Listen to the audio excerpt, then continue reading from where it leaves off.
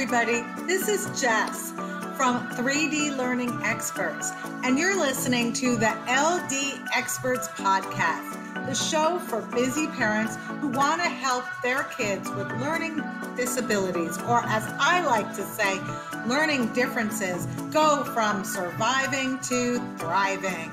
Hey, to continue our series on colleges and future schools for neurodiverse individuals, we have the privilege to be joined by not one, but two staff members from Clarkson. So welcome, Kate and Cathy. Great. Thanks, Jess. Thanks so much for having us on your podcast. This is such an honor. And Kate and I are very excited to spend the next few, half hour or so with you. So thanks again on behalf of Clarkson University to help also share what we do here in upstate New York with your the clients and people that you work with. So again, my name is Cathy McNamara, and I'm Associate Vice President for academic support and student engagement here at Clarkson, and I'm joined with my colleague. Hi, I'm Kate Mikel, and I'm the Associate Director in our Student Success Center. I oversee our tutoring program, and I do academic skills coaching. Awesome. Wow, your last name is Mikel. That would be so awesome if that was actually how people spelled their first name for those of us with dyslexia. It took me years to remember that the A goes before the L, the E, and the usual spelling of that word. Right. This is the simple spelling. Yeah, I love it. I do too. Well, that's great. Yeah. So thanks again for joining me. And let's start off by talking about what your school offers to people who are neurodiverse. Sure. So I'll start with that. And first, I want to share with your audience a little bit about Clarkson, because then it also kind of puts everything into context and Awesome. in our support and accommodations and how the university supports talented students, right? And so first, as I mentioned, we're Clarkson University. We are located, because this too is very different, very special. We consider this a very special attribute to us. We are primarily a STEM institution. We're a technology institution with a strong business school as well as health sciences. We're about 70% engineering. And we are a private school, 4-year private institution. We're located in what we lovingly call the North Country of New York State. So our closest cities, not New York City, our closest cities are actually in Canada, in Montreal and Ottawa. So sorry, I'm a hand talker, so my hands are going to be doing this. So our closest cities are Montreal, Quebec, and Ottawa, Ontario. We're about an hour and a half south of those two cities, just across the border, in the foothills of the Adirondack Park, which is a beautiful location outdoors. We're in a rural setting, but with a high caliber education that we offer. I mentioned that we are 70% engineering, strong in the sciences, interdisciplinary programs as well, and then health sciences. We have undergraduate programs, so bachelor's degrees, but we also offer master's and PhDs. And then we have some satellite campuses as well in Beacon, New York, which is down closer to New York City. And then also we have our Capital Region campus in Schenectady, New York, which focuses on master's levels in teaching. And also we have an executive MBA program, as well as engineering too, in that area. We have a 98% placement rate. And our students are commanding pretty great salaries coming out at the bachelor's level. And typically the average is in the low 70s, mid 70s for our graduates. And then long term, 1 in 5 of our graduates are either owners of companies or at the in a C-level suite. So a CEO, COO, so in that level. So we have a very entrepreneurial ethos to us as well, and a work ethic too that couples with that, that really is grounded in our founding with Thomas S. Clarkson, who owned a stone quarry here in Potsdam, New York, and really did everything he could to educate the community here while they worked in the quarry. So that ethos is stuck with us all of these years. So that's a little bit about us. And in terms of supports and what we do with our neurodiverse talent that comes to us, I'll kick that over to Kate and let her talk to that.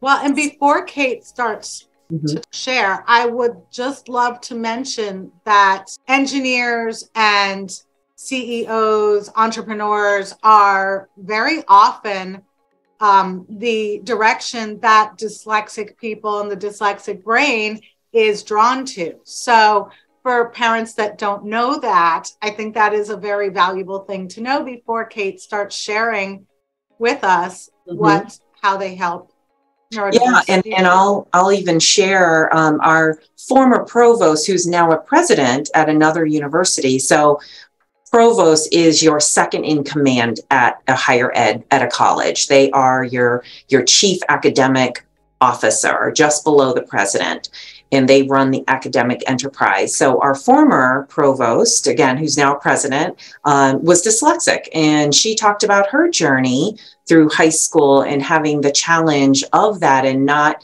connecting and having the right, not connecting with the right resources. But when she did get to college, that she found those connections and those resources, and she went on to get her PhD, and now she's president at a university. So you're spot on, not only in the corporate world, but also in higher ed too. So you were asking what kind of like services we provide and supports we provide for our students that are neurodiverse? I guess, my first question would be how do you incorporate your program into serving the neurodiverse population? Absolutely. And so we have a few different ways. One of the things with setting up accommodations at the university level is different than most students have experienced in their K through 12 experience.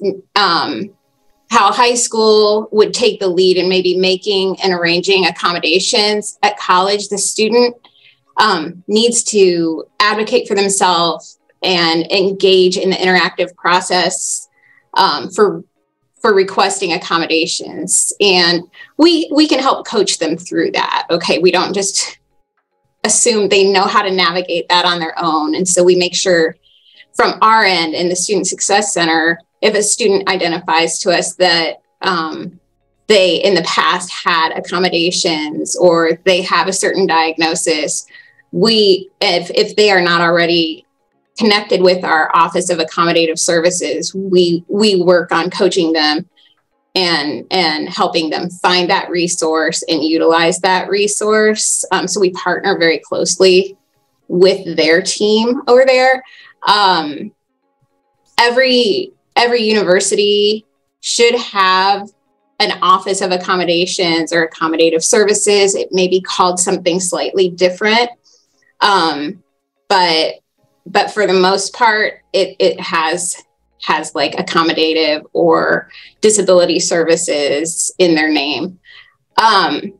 Once a student is connected with that Office of Accommodative Services on our campus handles specific accommodations based on each student's specific diagnosis or documentation. And so they handle things like helping the student get arranged for distraction-reduced test settings or extended time for exams or note takers, even assistive technology recommendations. It really varies on each student's needs.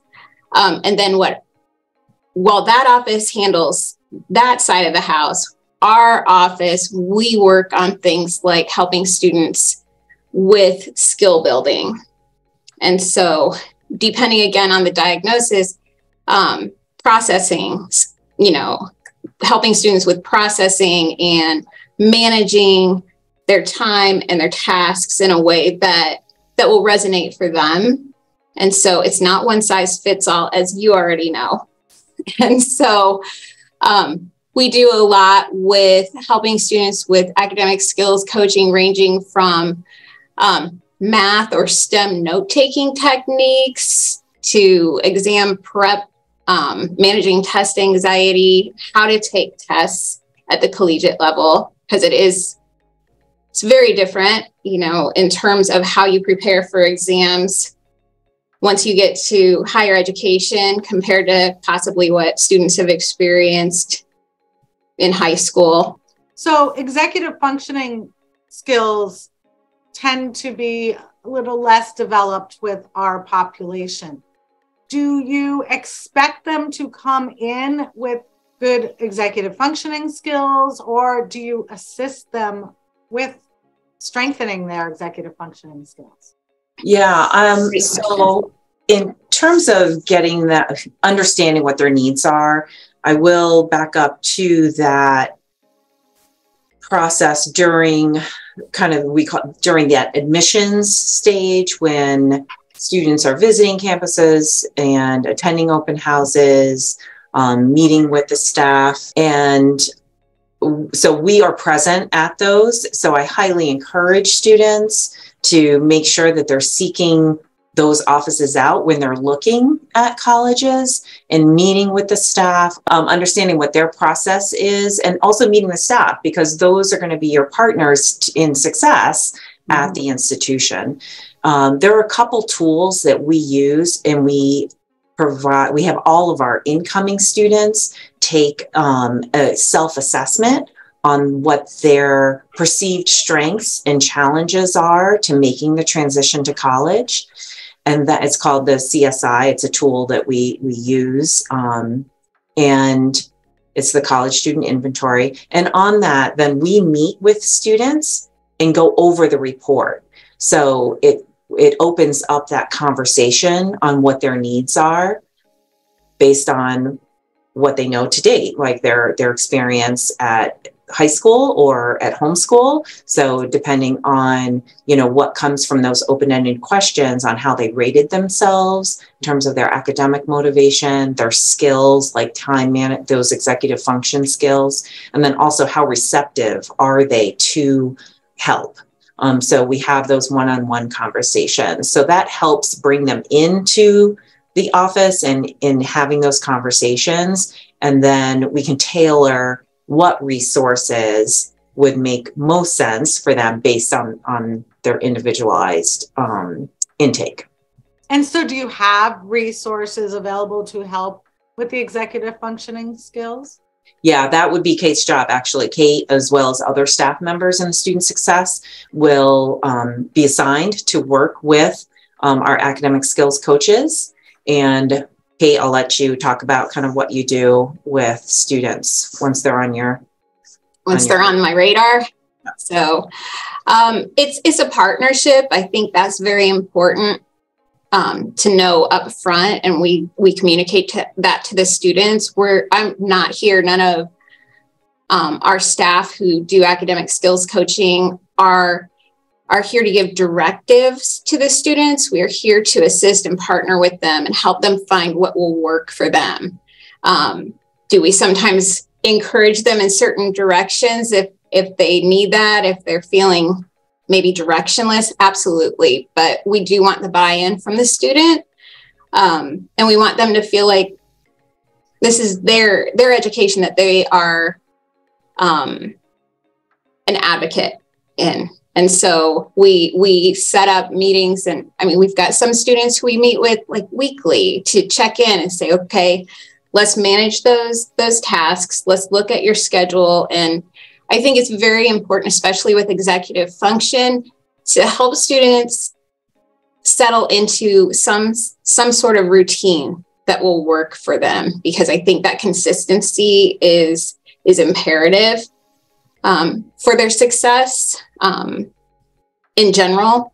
And so we do a lot with time management. We have a variety of different time management tools that we can use with students. Some students prefer electronic and apps on their phone, while others prefer paper, old school paper documents, or a combination of the two. And so we work to find what is going to resonate best for the student and that they're going to be able to continuously manage. Okay.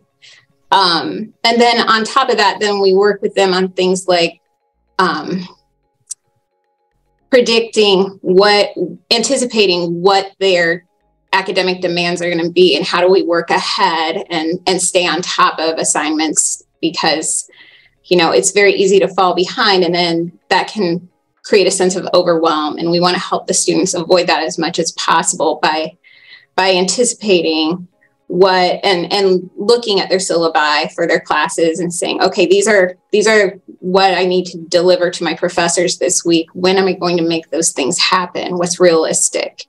And so we help them with that, and we practice. Some of it is more led by the coaches at the beginning, and then as we move forward, the student becomes the total driver on that. It's like, okay, well, you tell me, when do you want to do that, instead of me suggesting when you should do it. And so it goes with practicing it along the way, and trial and error, what worked, what didn't, and assessing that regularly, which is why we tend to, I have students that I meet with like weekly or sometimes every other week to say, what worked, what were your goals, what didn't work, why do you think that is, and some introspection on that. Because a lot of times when students stop and think about it, they're like, oh, let me try a different route, or I didn't think of it this way. The other part of those conversations too is, we've been here for a long time. Our faculty are very dedicated, and we know what the demands are from the faculty and how to best work with them, and also coach the student on how to partner with faculty and build that relationship with faculty and how to use office hours. Also other resources such as our tutoring services, which all of our tutors are also trained in to approach their tutoring and techniques with keeping neurodiversity and having those tools. Our graduate school and education, we have faculty from that department come push in and provide tutor training. And then also the other resources, whether it be our health and counseling center or just other wonderful, our Office of Advising. So other resources we partner and help shepherd the student to access those resources too. And I was thinking, as Kate, you were sharing about two of our students who are, one's 19 and one's 20. And when both of them first started working with us, they were not showing up for their tutoring sessions. And their parents kind of were leaving it up to them because they were adults. And so they expected them to take responsibility, but they didn't. So I had my assistant start texting them to remind them about their tutoring sessions, because the purpose of tutoring is to give them the help they need. And if they didn't show up, they're not going to progress. So that makes me think that, that age group, the neurodiverse individuals, may struggle to start off to remember to go to their classes. How does that affect them if they're working with your department and their teacher, their professor knows that they have a neurodiversity? What would happen in that situation? Would they end up failing grades? Would they give them a little leeway at the beginning? How would that be addressed? So if a student, we do have some processes in place so that we can kind of monitor students, not just our neurodiverse students, but our students, our student body as a whole. We have a program called Safety Net, where our faculty, if they've got a student who has missed multiple classes in a row, they can report that out in a system that we use, it's called just Safety Net, but it's on Maxient. And then we have a team of about 25 of us between academic affairs and student affairs who we reach out to those students and say, how come you've gone missing from this class, or you haven't engaged in the online platform or whatever. And so we try to catch those things early so that before it becomes too cumbersome for the student to bounce back from.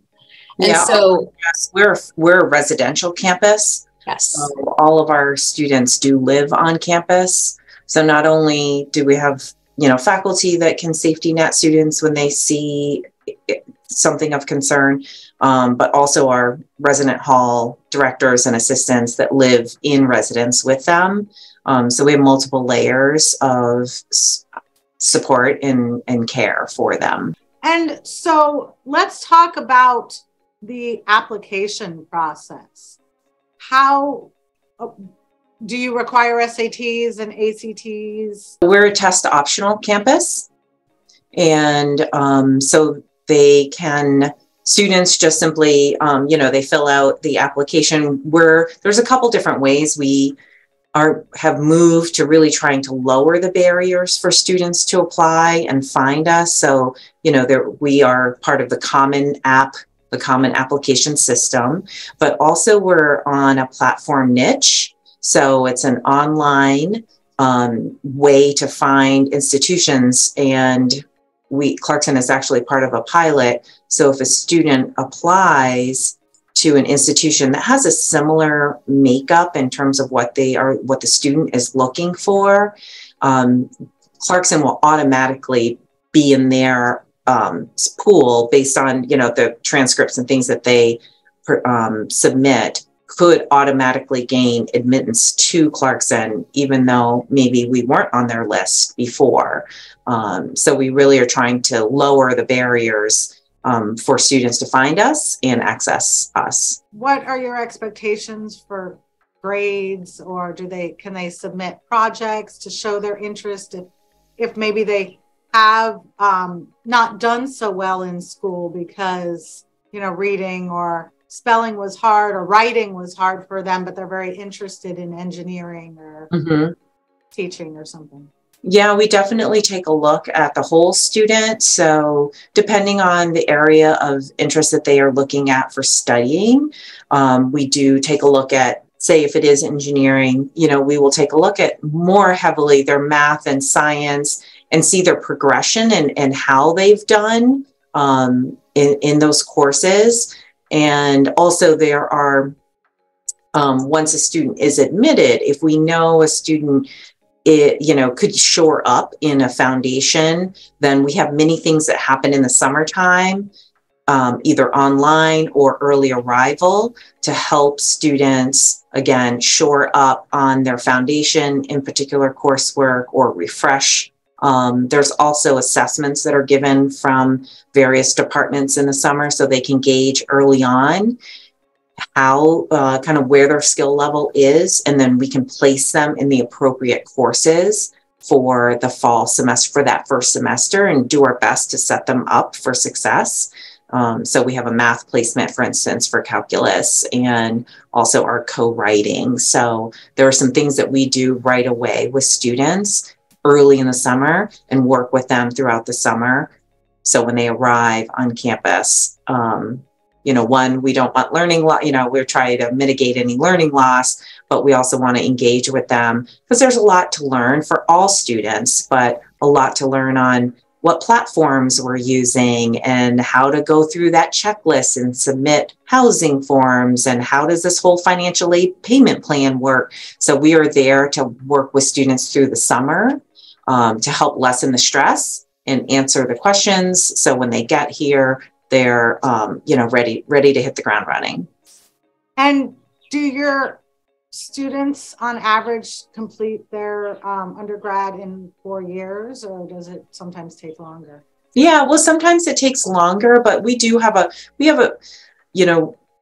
our retention rate in our what we call persistence. So that retention rate is that first to second year return of students, and then they persist to graduation. So we have very good retention and graduation rates 4-year and 6-year. So the industry standard is to measure both 4-year and then 6-year. So there are some really cool things that we do really well in, and they're called high impact practices. So aside from all the coursework and building that academic foundation for students, Clarkson is excellent in offering experiences that help develop other competencies in our students to help them navigate the world.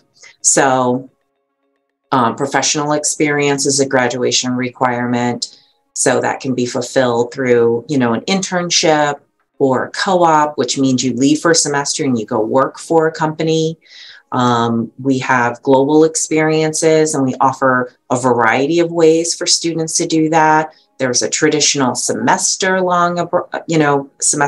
abroad program where you're gone for the whole semester, but we also do short term. So, there are courses that you can take, and then you do your travel for 2 to 3 weeks led by a faculty right at the end of the semester. So there's a variety of ways to do that. And then we also are really, we support undergraduate research heavily at this institution. So a lot of our students engage in undergraduate research, and they're able to really focus in on a particular topic in an area and take a really deep dive and work in a research team on that. And then they're able to publish their research, present it at symposiums. So we have very high numbers of our students that do not one, but multiple of those experiences. And the outcome of that, like I said, I talked about our job placement rate, but to give you a story, we have in lots of schools have career fairs where companies come to their school to recruit students for summer jobs, summer internships, co-ops, but ultimately for placement after they graduate. So here we are in way upstate New York in a very rural area. We're not easy to get to. We have to turn companies away because we do not have enough room to house them all for career fair. They come here, and when they leave, they just tell us, they're like, the talent is so good here. And that is a testament to the academic majors that our students are pursuing and how strong they are, but all of those experiences that round out the students so that they can, again, navigate in this global society that we live in and solve these really big problems that we are facing. And they can't get enough of our students. So we're really proud of that. And we work really hard to make all of those experiences accessible for all students, and particularly for students with our neurodiverse students. We are very intentional about, if they're going to go work for a company for an internship, we want to make sure that there's a supportive environment, if that's what they need for their particular area, or if we are sending a student abroad, we know all of our partners and what they can do to support students. And we will not send a student to a school abroad that we know cannot support their needs. Because again, ADA accommodations are different in countries outside of the US. So we make sure that we're not putting a student in a situation where they're not going to be supported. And what is the percentage of students that you have that are neurodiverse? The last I knew it was about 11%. Kate, do you have a more updated number? I was going to say 11 or 12%. Sounds about what the most recent numbers were that I've heard. And what are the neurodiversities that you usually find? I'm assuming autism is probably one of them. We have a variety. So definitely autism spectrum, ADD, ADHD, dyslexia, and I always say it wrong, dyscalculia. Yes, dyscalculia. Those are very real. And then what we see is sometimes we have students with mental health challenges as well. And so sometimes that's like bipolar.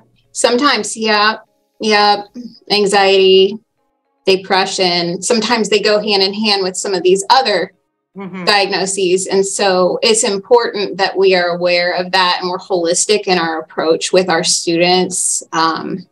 We would not, in our role in this office, we would be doing a disservice if we didn't look at things holistically for our students, if we were only looking at it through a lens of academics. And so we're making sure that we're connecting them with the right supports, whether it's through our health and counseling center, whether they need some help getting connected socially, because it might be challenging. We work with our Office of Student Life, things like that. And what advice would you give neurodiverse students who are considering applying to Clarkson? Yeah, that's a great question. So definitely meet us, right? So during your search, you want to, and this is advice no matter what school you're looking at, but you want to meet with the Office of Accommodative Services. You want to meet with the people that are the wraparound support as well, and talk to faculty if you can sit in on a class. So just come and visit and walk around and see if this feels like the right place for you, and ensuring that what you need to be successful, can that school provide it for you? And I'd say ask lots and lots and lots of questions. Yeah. And then when you get done visiting a campus, as you're driving away, write down the questions you forgot to ask and reach back out. And because it inevitably happens, you're in the car and you say, oh, I wish I would have asked this. Well, go ahead and ask. We're still here. Yeah. So. and we really, we understand that it's also that partnership with the support at home, but also the student. We want to start developing the student to become their own advocate. And so we partner to help do that in the beginning, because we understand it's a hard break. I mean, I'm a mother of a neurodiverse student. So navigating that and visiting the campuses and me wanting to jump in and ask all the questions, like it was hard for me. But I also knew I needed to pull back a little bit, coach my child on, okay, here are some things I'd like you to find out.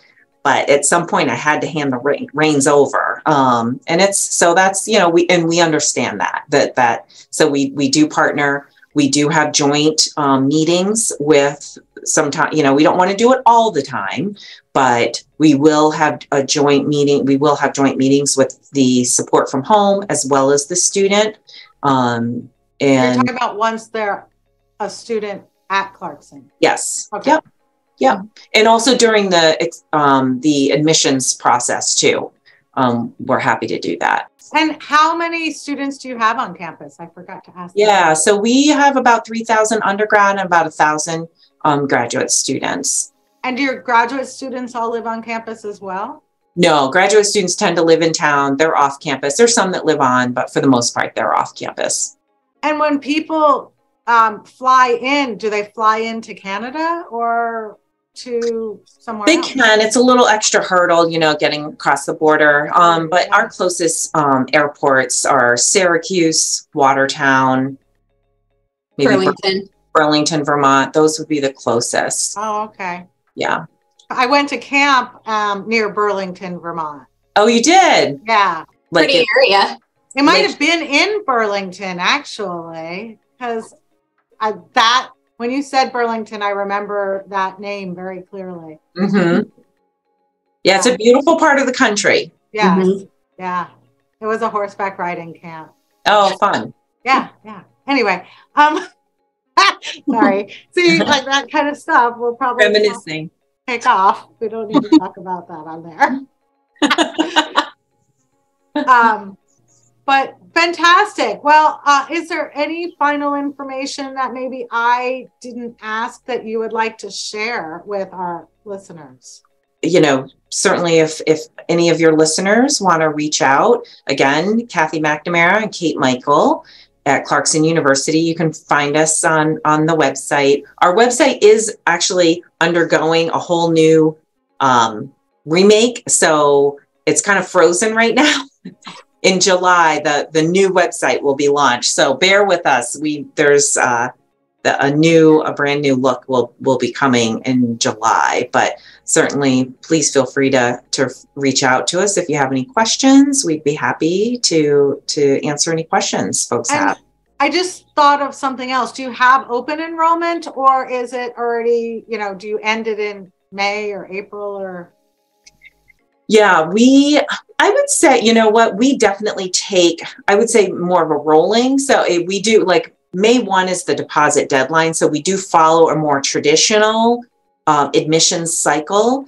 But for someone that during the summer, we've worked with students who were really interested in Clarkson. We have worked with students in the summertime to get here for the fall. So if that's the case, then just reach out. We will work with you. Okay, fantastic. Yeah.